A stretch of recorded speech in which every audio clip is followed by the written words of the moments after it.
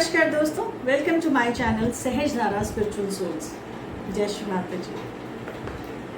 आप सबका पूर्ण हृदय से स्वागत करती हूँ अपने इस नए एपिसोड में। सहज धारा स्पिरिचुअल सोल्स की इस यात्रा को आगे बढ़ाते हुए मैं पहुँच गई हूँ अपने एपिसोड नंबर 7 में।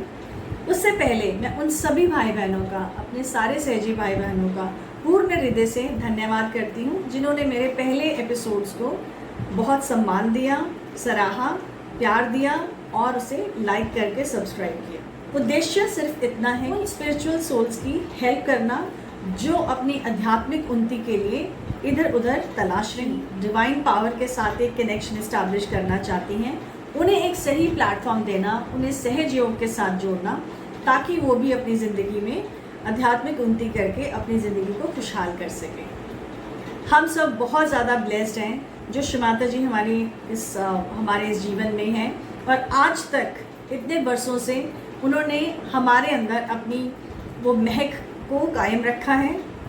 ये वो सुगंध है जो दिन प्रतिदिन ध्यान धारणा से अपने आत्म साक्षात को और ज़्यादा दृढ़ करने से और ज़्यादा ये सुगंध महक रही है, बढ़ रही है। आज मैं फिर से लेके आई हूँ एक नई अनुभूति।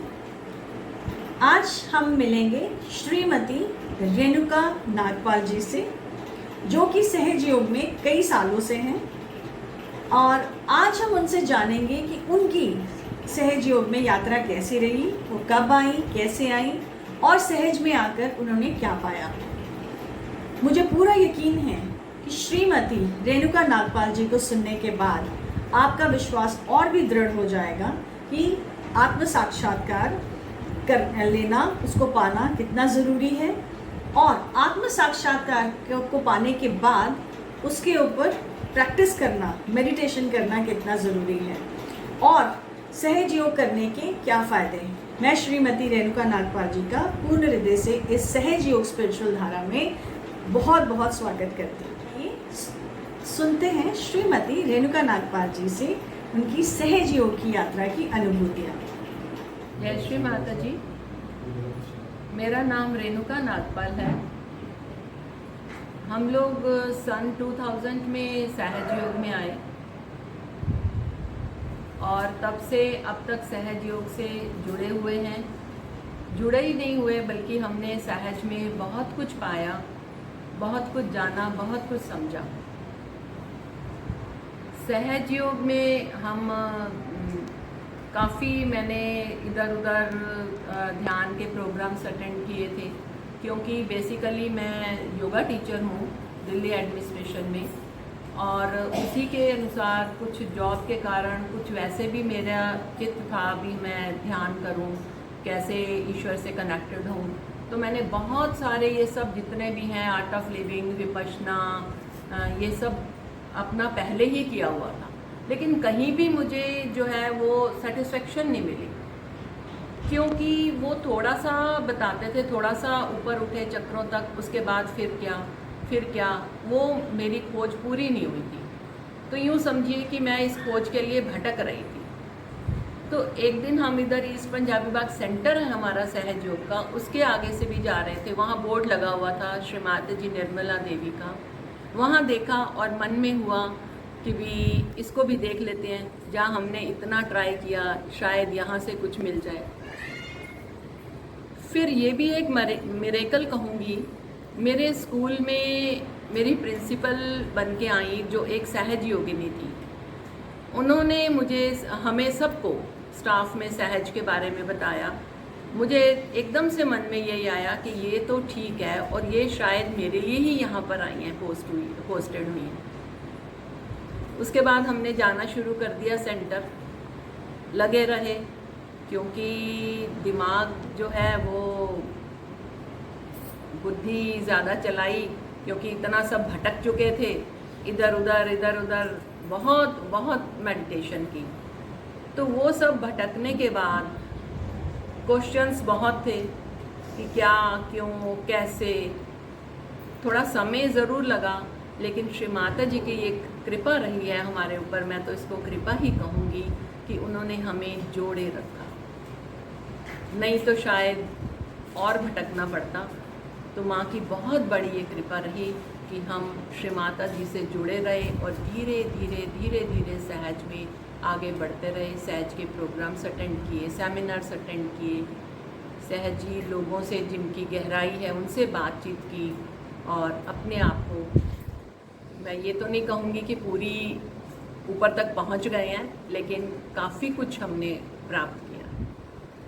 तो इस तरह से सहज से हमने बहुत कुछ सीखा। मैं यूँ कहूँगी कि मैंने ये सीखा कि हमने जीना कैसे है। जीवन में बहुत सारी समस्याएं आती हैं, पारिवारिक समस्याएं भी आती हैं, शारीरिक समस्याएं भी आती हैं, उनसे कैसे निकलना है।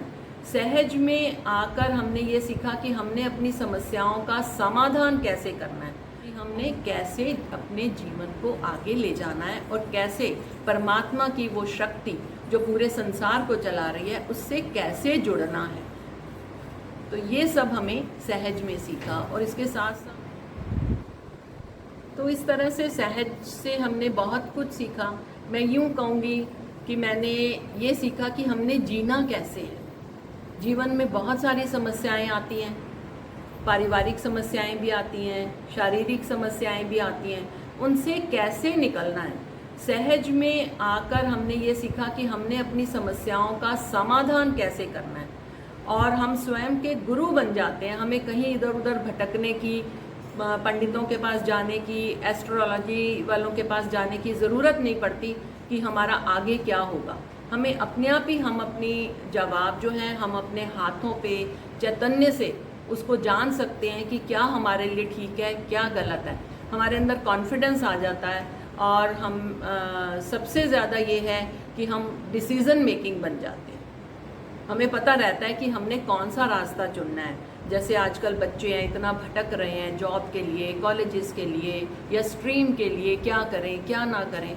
तो अगर हम सहज कर रहे होंगे, माँ की कृपा से कुंडलिनी शक्ति जब जागृत होती है तो हम ये ज्ञान अपनी नसों, नाड़ियों पर, हाथों पर, सर के तालू वाले भाग पर, सब जगह पे जान सकते हैं। तो उससे क्या है, हमारा डिसीज़न लेना आसान हो जाता है, हम उलझते नहीं हैं। हमें समझ आ रहा होता है कि सत्य क्या है। आजकल इतना भ्रमित समाज है, भ्रमित सब जगह पे हो रहे हैं हम, कौन सा गुरु क्या कैसे करें वो सब हमें पता चल जाता है। जो भटकाव है वो ख़त्म हो जाता है। तो इस तरह से हमें जीना आ गया कि हमने कैसे अपने जीवन को आगे ले जाना है और कैसे परमात्मा की वो शक्ति जो पूरे संसार को चला रही है उससे कैसे जुड़ना है। तो ये सब हमें सहज में सीखा। और इसके साथ साथ मेरे साथ इतने मिरेकल हुए हैं कि मैं क्या, हमारा हर सहजी, सबके साथ कुछ ना कुछ इस तरह के मिरेकल्स होते हैं कि वो पूरी अपनी किताब लिख सकता है, चाहे वो स्कूल में हो चाहे घर में हो। और जॉब के लिए तो बहुत ही अच्छा है। जैसे आजकल अपने पीयर्स ग्रुप में प्रॉब्लम आती है, अपने कलीग्स में प्रॉब्लम आती है, बॉसेस के साथ हमें प्रॉब्लम आती है, उस समय अगर हम ध्यान धारणा कर रहे हैं सहज की विधि से, पद्धति से, तो हम अपने आप को उसमें से निकाल सकते हैं, सबसे प्रेम कर सकते हैं। श्री माता जी निर्मला देवी जी ने इसको 1970 में सहस्त्रार्थ खोलकर चलाया और हम सबको ये ज्ञान दिया कि हमें सबसे प्रेम करना है और सबको क्षमा करनी है। ये दो शब्द इतने इम्पॉर्टेंट हैं कि अगर हम माँ के कहने से इन दो शब्दों को पूरा कर लें तो हमारी ज़िंदगी भी बदल जाएगी। मिरेकल्स की तो क्या बात करें। एक छोटा सा इंसिडेंट ऐसे बताने लगूँ तो मैं बहुत लंबा है, कई मिरेकल्स हैं ऐसे। तो छोटा सा इंसिडेंट बताती हूँ। स्कूल में हमारे कोई फंक्शन था, तो बहुत हौच पौच चल रहा था, छुट्टी का टाइम था। मेरे को उन्होंने कई चार्जेस वगैरह दिए हुए थे, काम का बर्डन भी बहुत था।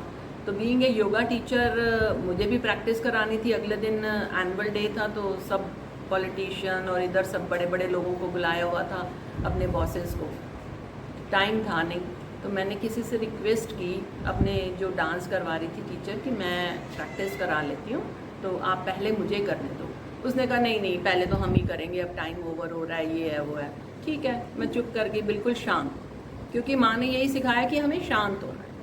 शांत होकर मैं बाहर की तरफ आई, बस चित्त को सहस्त्रार पे रखा। मैंने कहा ठीक है, जो होगा देखी जाएगी। वो लोग 10 मिनट लगे रहे और उनका वो ये जो है अपना कैसेट रिकॉर्डर जो भी उनके पास था इंस्ट्रूमेंट, वो लग के राजी ना हो, वो चला ही नहीं, जबकि लाइट थी, सब कुछ था, कोई प्रॉब्लम नहीं थी, वो चला ही नहीं। 10 मिनट बाद मुझे उन्होंने बुलाया, कह रहे हमारा तो ये रिकॉर्डर नहीं चल रहा, आप देख लीजिए। और सेम म्यूज़िक सेम दूसरे इंस्ट्रूमेंट से मैंने जैसे ही लगाया वो एकदम से चल पड़ा। तो ये बहुत बड़ा, उस समय भी सबको लगा कि ये एकदम से क्या हो गया। ये कोई छोटी बात नहीं है, हम इसको समझें अच्छे से। जबकि कोई लाइट में, कोई स्विच में, कहीं पे कोई प्रॉब्लम नहीं थी और वो उनसे नहीं चला। तो कभी भी आप इस तरह से रिएक्ट नहीं करो। मेन चीज़ ये, अगर हम शांत रहते हैं तो ये सहज में हमें सीखने को मिला कि हमने कोई भी समस्या आ जाए उसमें उलझना नहीं है, बिल्कुल शांत रहना है, तो परम चैतन्य अपने आप वर्क। अब हम ये चाहते हैं कि जो हमने सहज में आके सीखा, अपने जीवन को सुधारा, सारी दुनिया इसी तरह से सहज में आए और जितनी भी प्रॉब्लम्स हैं उनसे उभरे। ये संसार जो है वो खूब आगे बढ़े। यही श्री माता जी का सपना है कि पूरा विश्व सहजी बन जाए। और जब पूरा विश्व सहजी होगा तो ये जितने भी हम देख रहे हैं संसार की नेगेटिविटीज़ जो हैं वो अपने आप ही समाप्त हो जाएंगी। सारा ये कलयुग जो है वो सतयुग में परिवर्तित हो जाएगा। तो इसके लिए हम चाहते हैं कि आप सब एक बार अपना ज़रूर एक्सपीरियंस करें, आप सब सहज को अपनाएं, उसमें उतरें और फिर देखें, फिर आनंद लें कि ये क्या है। जय श्री माता। तो अभी हमने श्रीमती रेणुका नागपाल जी की सहज योग की अनुभूतियों के बारे में सुना। मुझे पूर्ण आशा है और यकीन है कि इनको सुनने के बाद आपको अच्छे से समझ आ गया होगा कि जब हम सहज योग करते हैं फिर हमें कुछ करने की ज़रूरत नहीं होती। सहज योग में हमारी आध्यात्मिक उन्नति तो होती ही है, हमारा आत्म साक्षात्कार तो दृढ़ होता ही है, लेकिन उसके साथ साथ श्री माता जी हमारा पूरा संसार जो बहुत अस्त व्यस्त होता है उसे पूरी तरह से ठीक कर देती हैं, हमें पूरी तरह से ठीक कर देती हैं और साथ ही हमें शक्ति देती हैं कि हम दूसरों की ज़िंदगियों को भी ठीक कर सकें। इसी आशा के साथ मैं श्री माता जी का कोटि कोटि धन्यवाद करती हूँ और आप सबका भी कोटि कोटि धन्यवाद करती हूँ। दिल से विनती है कि जो भी इस वीडियो को देख रहे हैं, आपके प्यार को जो समझ रहे हैं, उन सबको आप आशीर्वादित करें, उनकी ज़िंदगियों में खूब खुशियाँ लेके आएँ। हम सब पर आपका आशीर्वाद सदैव हमेशा बना रहे, आपका प्यार हमें हमेशा मिलता रहे। इसी के साथ मैं यहाँ अपनी इस यात्रा को विराम करती हूँ और वादा करती हूँ कि फिर से आऊँगी एक नए एपिसोड में, एक नई यात्रा में, एक नई अनुभूति के साथ। तब तक के लिए आप हर रोज़ ध्यान करते रहें, स्वस्थ रहें, खुश रहें और सहज योग के साथ जुड़े रहें और औरों को भी अपने साथ सहज योग में जोड़ें। धन्यवाद। जय श्री माता जी।